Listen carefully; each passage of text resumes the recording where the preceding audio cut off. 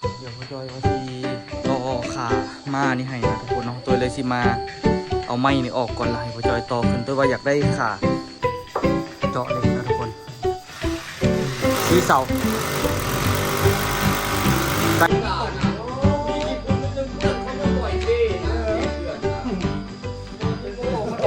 สบายดีทุกคนสบายดีตอนเช้ามือต่อมานะทุกคนเนาะมื้อนี้ตัวกับสิมาเริ่มกอคือเก่าทุกคนแต่ว่ากอมื้อนี้นี่ บ่อยู่แล้วเด้อพอสดกลับแล้วนะทุกคนเนาะกลับไปเวียงจันทน์ละเมื่อยนะเนาะก็เลยไปพักผ่อนเนาะทุกคนมื้อนี้เตยเลยสิมากออันนี้ต่อเห็นบ่มีแต่สิไปตอกเพียกแล้วก็กอไปเรื่อยๆเนาะเบิ่งอันนี้เตยกอมันสูงแล้วมันสวดทุกคนเนาะมันโค้งไปโค้งมาแต่กับโบได้กงอย่างหิ่งดอกกับกงอยู่แหละแต่ว่าใช่มันงามขึ้นลุมมันกับบงงามดอกมันสูงทุกคนสูงแล้วมันเฮ็ดยากนะนี่กงหลายอยู่ดิคันที่ว่าก็ได้มันสูงแล้วมันเฮ็ดยากแล้วมันกานั่นนี่เป็นรู้สึกว่าจังไดแหละ มันก็เฮ็ดไปตามคานนะคานมันก็ลุบนะตัวนี้ก็ได้ตัวนี้คันมันก็อยากลุบได้คันเทียบกับตัวอื่นตัวเกิดนิ่งไปตามคานมันเนาะก็พยายามไล่ออกมันก็ค่อยๆกงนะมันชิลุบแต่บนแถวทำอิฐนี่นะเห็นเนาะยามันเถาะเนาะแก้ไขยังบ่ได้แล้วแหละป่านนี้ละมันจะทุบกระโพดติบ่มีแต่มื้อนี้ตัวกับไปผสมปูนให้เก่าทุกคนแล้วก็ใส่ปองแก้วปองอย่างเนาะให้มันละเอียดไปมาดูกันเนาะพ่อจอยว่าสิต่อขามานี่ให้นะทุกคนเนาะตัวเลยสิมาเอาไม้นี่ออกก่อนละให้พ่อจอยต่อขึ้นตัวว่าอยากได้ขาอยากให้มันยาวขึ้นประมาณซัมบอกตัวนี้นะถ้าซัมบอกตัวนี้นี่สะดวกเลยพวกยูลุมพวกซ้ำกันนี่กะมันพอดีซ้ำตัวนี้เลยนะพอดีซ้ำหลังลาดเลยกะใส่หลักลาดเอา2 อันค้ำกันมีแต่ตัวนี้นี่กะต่อขาขึ้นเพื่อให้มันได้ขึ้นไปถึงสะดวกสบายเนาะปลาอย่างอีกมันก็ใหญ่แล้วเด้อสามวินนะมือเอื้อนมาวินมือเอื้อนอาเซียนอยู่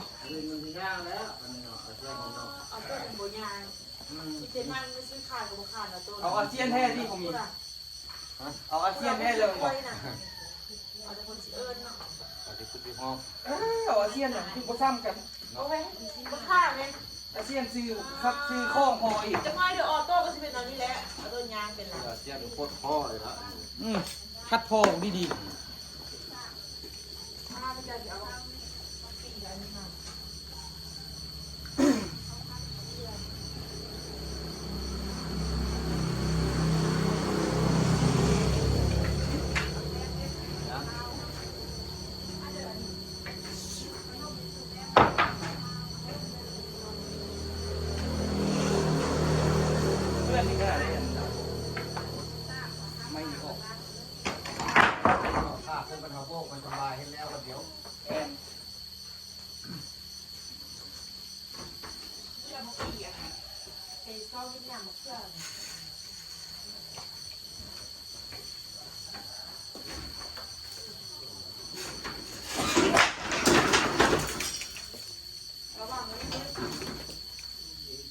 จับบัวออกไหม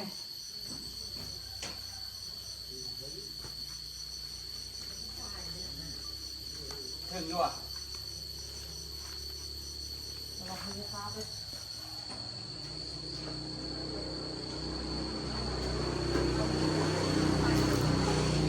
้องถามเรื่องอะไรมันเป็นยังไงน้ำขอเอาไว้ดีนะ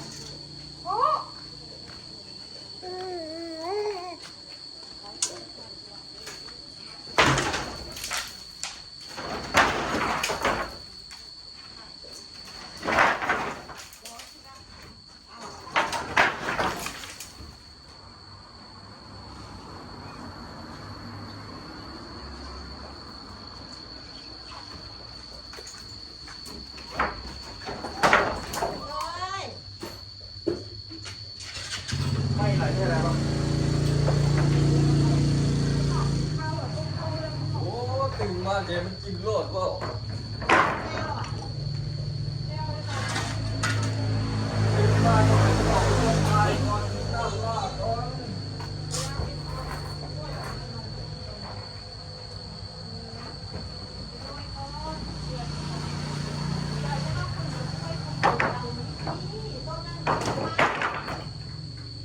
คักระบอกติ้นมาใส่ให้ยุหันเป็นเบียด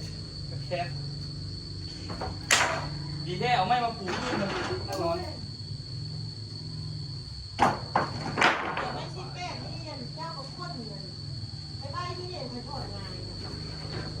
เดี๋ยวสิได้เฮ็ดมาให้อย่างอยู่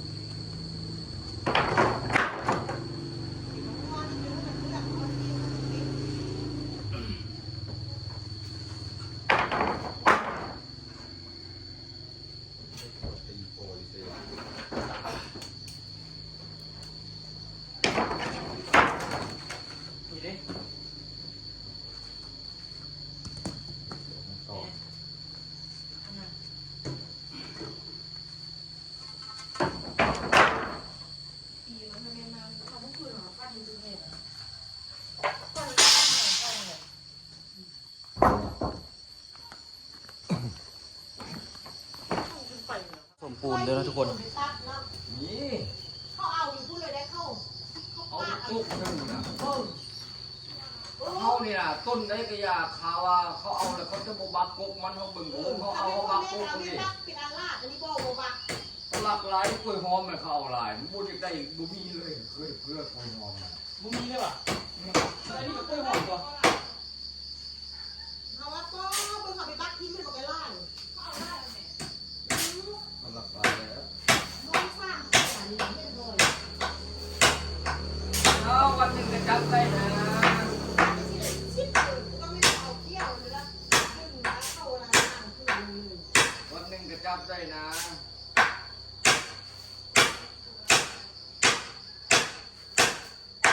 แม่มาไปชอบเอามาไว้ค่ายเพื่อ10,000ได้กินได้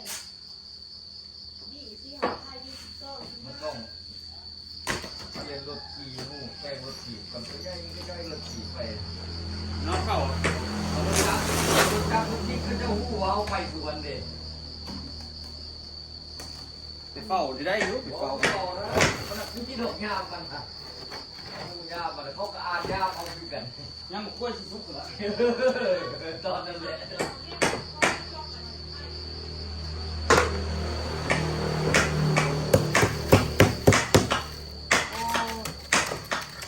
ทาง จ้อยพอสิได้ภรรยาตัดน้ำหนักเลยมันขึ้นมาเจ้าก็ตัดมันอะไรไว้เจ้าปีซี่จะได้มัน โอ้ป้าตื่นอีกอาทิตย์ถึง2 อาทิตย์ดีตักงานไปก็มันถูกหลายนะ ตัดเป็นเรียนภรรยาง่ายแล้วก็ตัดด้วย ไอ้ยังสี่ทั้งหน้าประเทศทำไมมีเราว่าเขาก็ออกไปรถไทยเขาปั๊มหนาปั๊มไป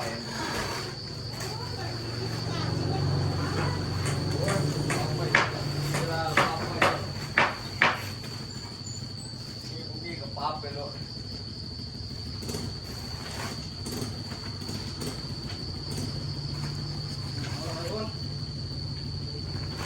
ใช้ไอ้อ้นมาละ มาเลยให้คนนี้ให้ไล่ให้แบกด้วย คือเก่าละ เก่าอะไรเป็นมือให้เนาะ แม่น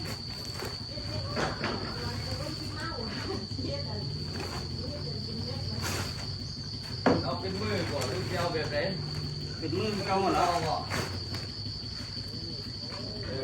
เป็นมือ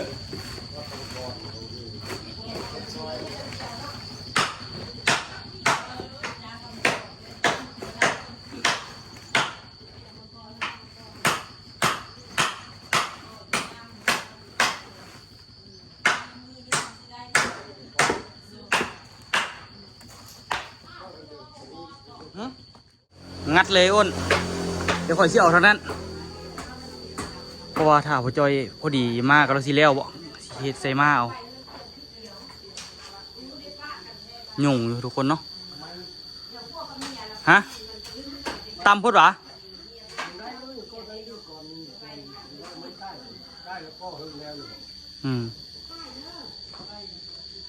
เฮ็ดจังได๋สันเฮ็ด เนี่ยไม้มันใกล้เอาดินบล็อกแค่นี้นะไม่ใช่ค่อยเอาดินบล็อกเส้นก่อนมีไม้ใกล้ เฮ็ดแนวข่อยเฮ็ดนี่วะเมื่อวานข่อยเอานี่ก็ข่อยซ่อนกันเนาะนี่แล้วข่อยไม่ไกลเดี๋ยวข่อยคนช่วยเจ้าย่ายในใกล้เลยเดี๋ยวข่อยเอาไก่ข่อยไปย่ายให้ เอานี้นี่ออกก่อนอันนี้นะ โ ของแก้วนี่วะ เออน้ำมันตก เอาเราเข้าเด้อ เออเอาดิ ว่าก่อนะแต่กุ้งมันสูงโคตร เออ มันสูงแล้วมันบ่เห็นเนาะ ที่เราเอาเฟซที่ไปอะไรเนี่ย ก็เลยมื้อนี้ให้ผู้จอยเฮ็ดมาให้ไหม นี่เอานี่ลงก็ ฮะ นี่ลงก็ได้เลย จะได้ลง เอาคู่นี้ลงแล้วนี่ยาวให้ติดบล็อก ไม่ได้เร็วออกใช่แล้วเร็วแกงมดเยียบใส่ไอ้อ้นมาเรื่องเลย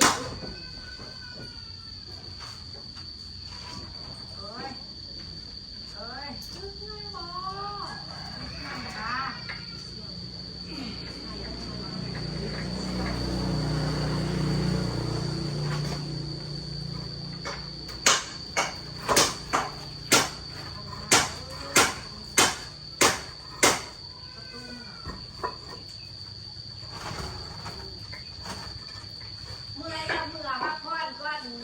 มีแห้งจังสิมาไหมมาดูว่าฉันบอกมาดูว่าเจ้าเนี่ยมันบอกเมื่อวานเมื่อเช้าบอกเอาให้ไอ้กันอดดูอะไรอะพูดอะไรอะเมื่อพักผ่อนก่อนบอก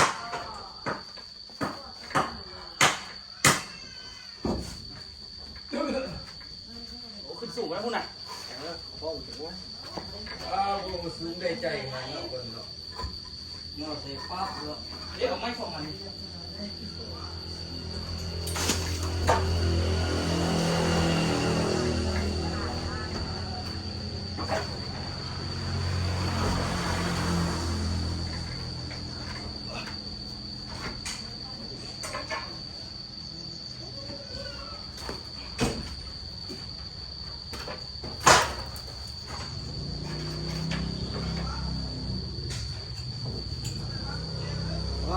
เอาไว้ตัวน้อยมาแล้วค่อยตัวนึงเราดีบล็อกของตัวนี้ก่อน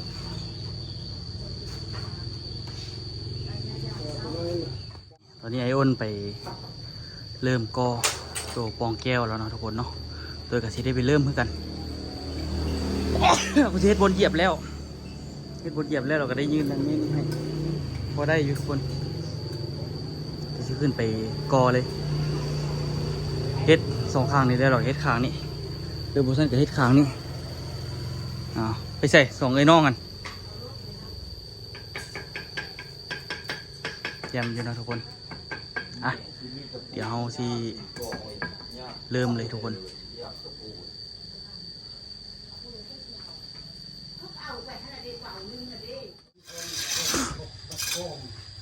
ก็มันโง่เราเที่ยง กูคอยกูคอยระบบซื้อเลยไป บ่ซื้อบ่แบ่ของคอยยาวเนาะของไอ้อ้นซื้อดีไปของคอยกงเลยก็มีปั่นงูเรือ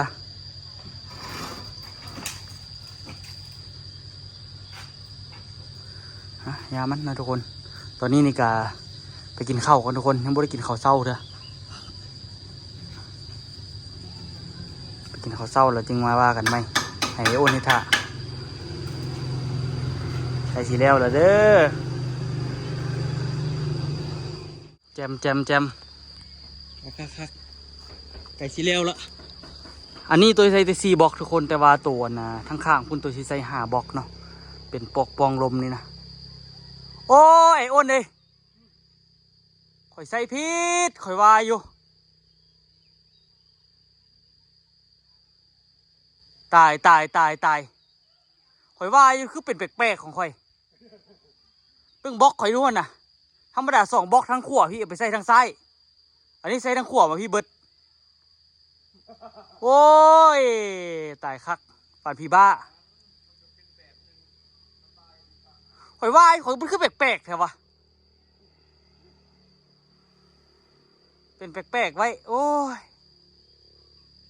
มาเบิ่งอยู่ไก่พี่จึงสิหู้ไปใส่พัดไปลาดไปทางขวาบดถึงหมดทุกคนธรรมดามันต้อง2 ก้อนทางขวาพี่ออกไปทางซ้ายพุ่นตาย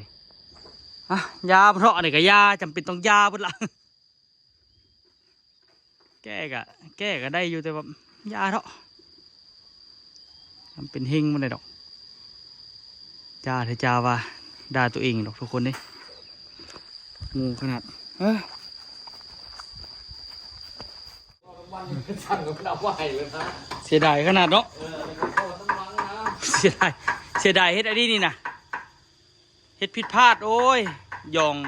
จอบแต่นั่นหลายอยู่ถึงผัดลืมข้าวก็อยู่ถึงน่ะเอ้อ อย่า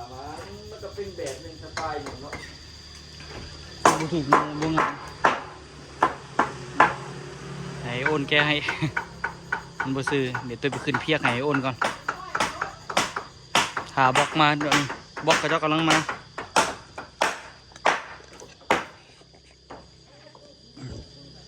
บล็อกกำลังมาเดี๋ยวมาเอาไปไว้บนเก่าฮัน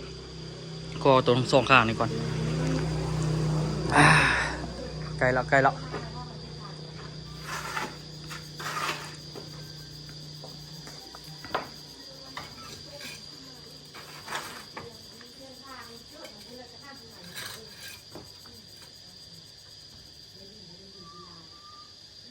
็อีก2บล็อกแล้วกันพอดีสุดหัวทุกคนพอดีสุดหัวแล้วครับได้เลย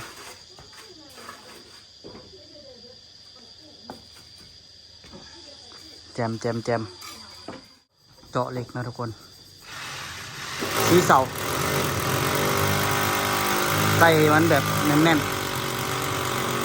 ๆมีเหล็กคัดแต่ละอันเนาะทุกคนใส่เหล็กคัดใส่ยังเข้าไปก็โอเคละ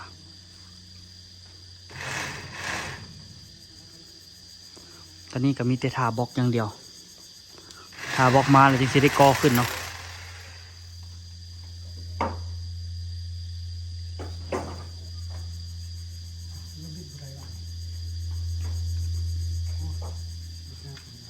มีแต่สัมพันธ์หรอบ่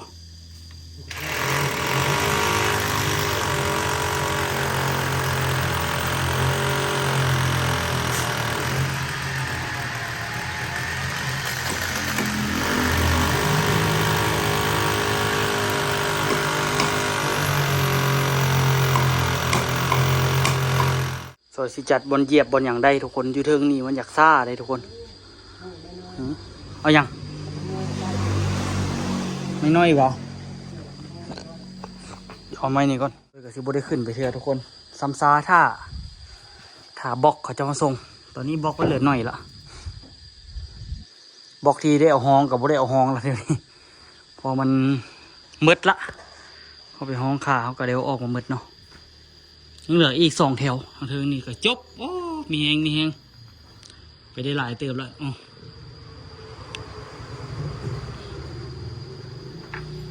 เต็มที่ใส่ปองแสงละผิดพลาดตัวนั้นโอ้ยมาแล้วเสียดายเฮ็ดมาเต็มทีแล้วมาพลาดอันนี้ตัวกอเองเบิด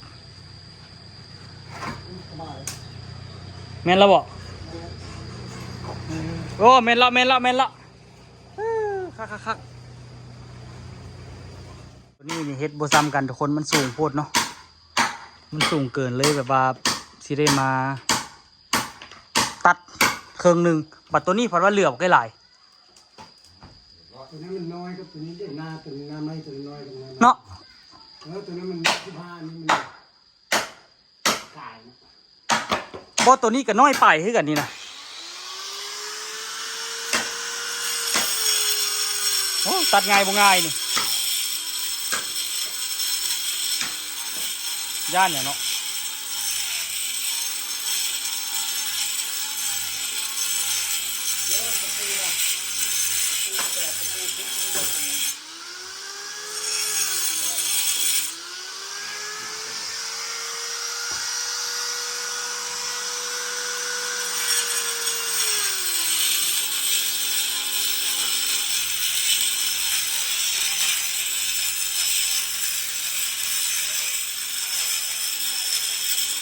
จบได้2 ก้อนละเอาหมดตัดอันนี้10 ก้อนก็แล้วนี่ ละเอียดขึ้นไปกอก่อน มึงเอาเล็กเก้าอ่ะเนาะ ผมแนวเก่านะแนวใหม่เรื่อยๆใหม่ไปหนา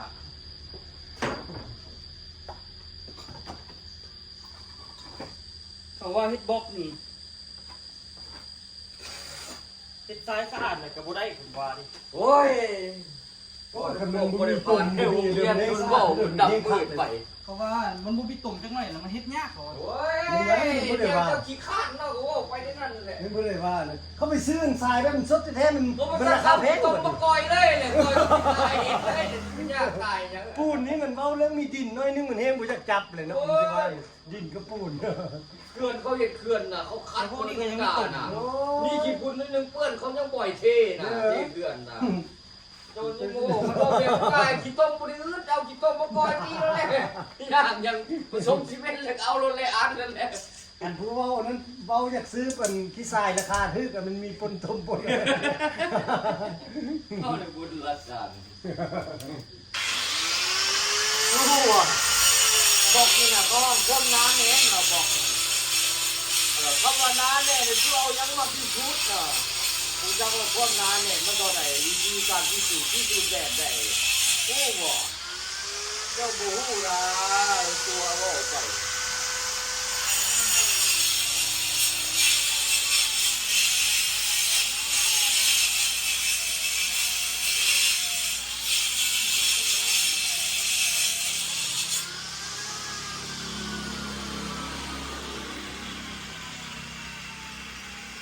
โอ้กระเด็นคลิปบอกกันนะประเด็นอยู่ต่างประเทศบอกกัน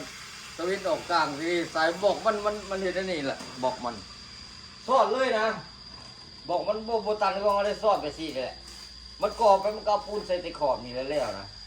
ก่อไปก็ไปมาแล้วมันจะเทมันก็เทมันก็แล่นไปว่าเทในห้องมันสอดกันนะโอ้คักได้แนวนั้นแน่นตึ้งเลยนะตัวอันอ้นเห็นนั่นนะ บอกเลยนะ ได้อยู่บ่ลองเบิ่ง แต่ฮะเป็นยังสิบ่ได้ปักเทสำนึกก็ขับที่ก็ก่อตัวนี่ บล็อกยาว เบิ่งแม่เดี๋ยวยังอันนี้ตัดก่อนมีแต่กี่ปุ่นนี่มีดินเลยหมดด้วย เจ้าปูนเจ้าไล่ด้วยตัวรุมมันก็ได้ตัวเท่งมันก็จังเซ่นั่นวิทย์ไล่บอกด้วย ก็เวียน มาด้วยวิทย์ไล่บอก นี่แหละ โอ้ได้แล้วน่ะนี่เจ้า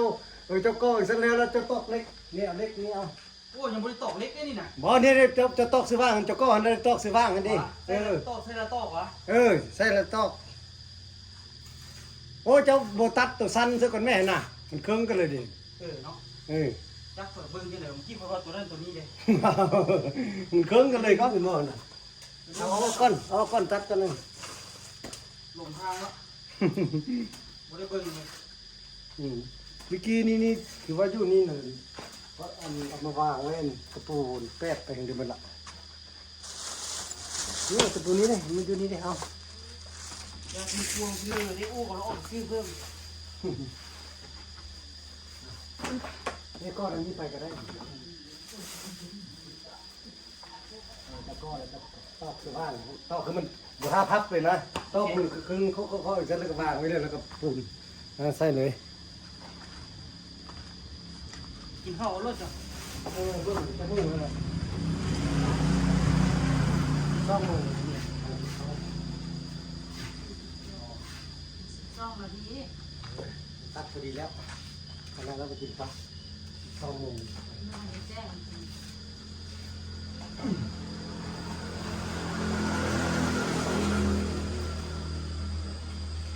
เป็นอย่างกินบัดดิ ปลาไปใส่หม้อดิ เศร้านี่ตัว ไปใส่แต่ละเสาไปใส่หม้อ ใส่ น้ำสา จะใส่เต็มคืนได้ป่ะ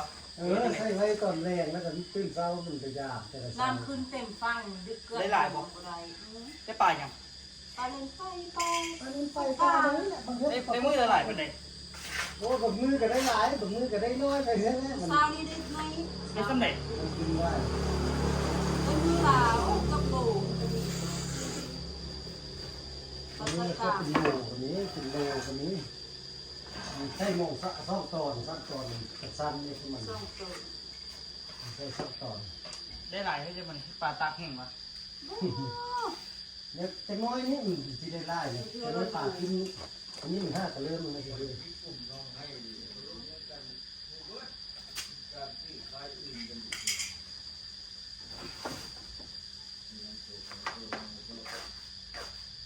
ขี้เหือไปใส่เห็นบอก มันลงไส้เอาดูดีเหี้ย ว่าใส่แถวไหนแถว แต่ กองวัด ข้า เหรอ นะแต่ข้าเพิ่งลงเอาไปกินต่อก องวัดเหรอ บ่เฮงรัดมันก็บ่ใส่เด้ แม่นสบอก เขาห้าม ห้ามได้บางสงวนสนัดพวกกันพวกเป็นเลาะซดปานไปซดตลอด สงวนไว้ให้พวกกันเอามาซดไปเลาะซดกลางคืนนั่นเองสงวนแต่พวกใส่หมองพวกมาซดก็บ่สงวน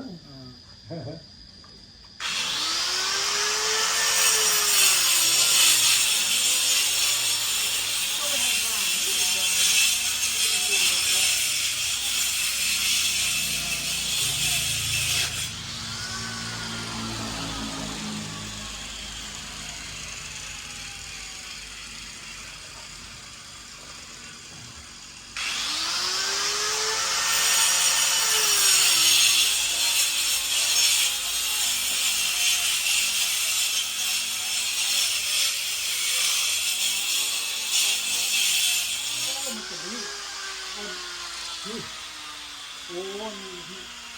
อะไร ที่ผมเห็น หมอเจ้าเนื้อประตูจะปูออกมานอกไปก่อนจะต้องง่ายจะเบ็ดเขาเนื้อออกมาหาเจ้าเนื้ออันนั้นจ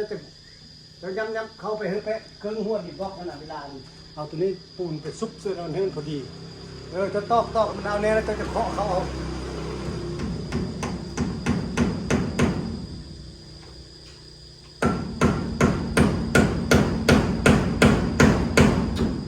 บุมีตัวนั้นมันอยู่ในกลาง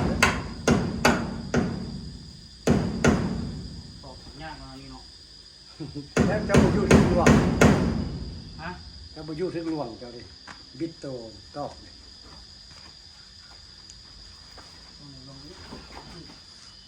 จะอยู่ในสั้นเด็กขึ้น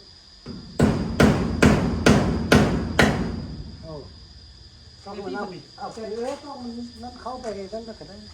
ก็ไปกินข้าวก็ได้ โอเค เขาจะไม่มา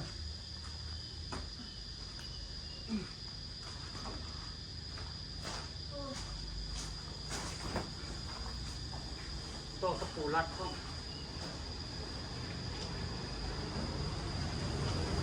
เดี๋ยว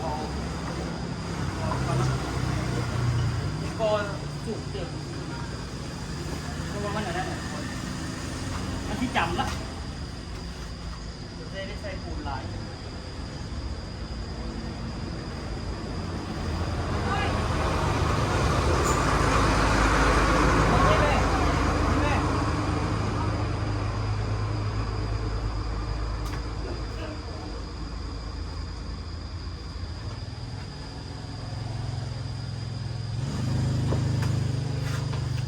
คือวานนี้ก็ได้เอาเล็กเลย ตอกไปแล้วพอเขาใส่หยิบหัวดุเก่าแบบนี้ถึงยาตะปูจิ๊บเองครับ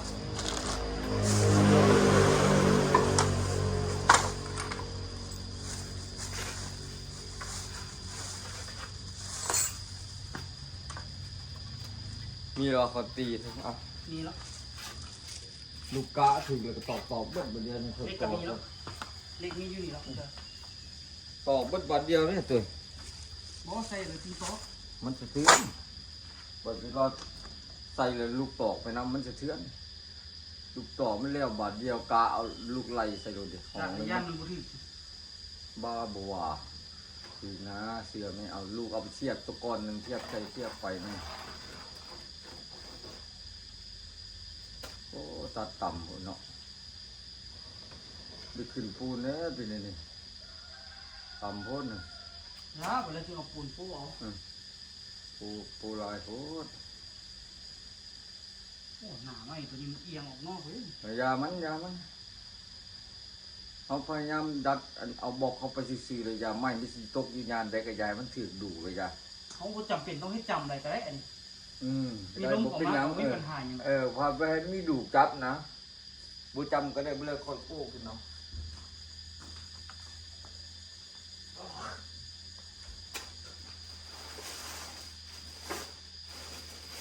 โอ้ยนี่กับไก่หลายไม่ได้ใส่วะเมื่อกี้คือโบราณกว่านี้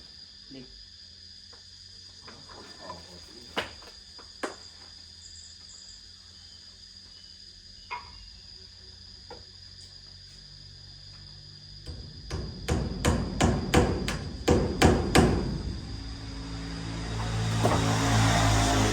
เบิดแล้วฮะเพราะว่าพอตักทำไมปูนนะ ยังเดียวยังอยู่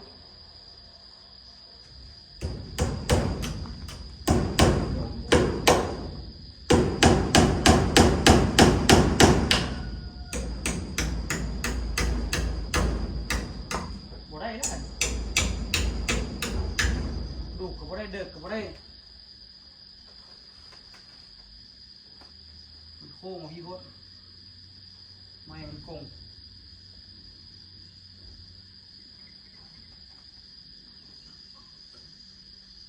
ออกบ่ได้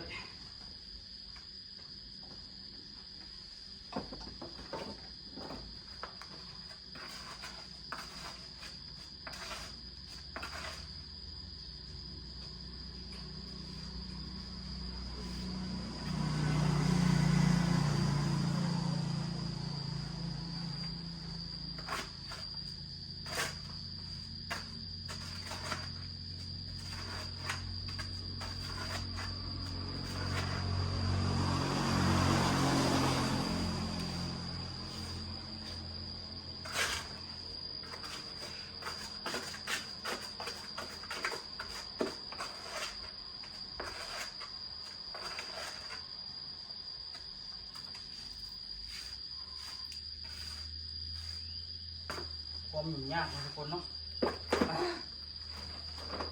เดี๋ยวค่อยๆเฮ็ดไป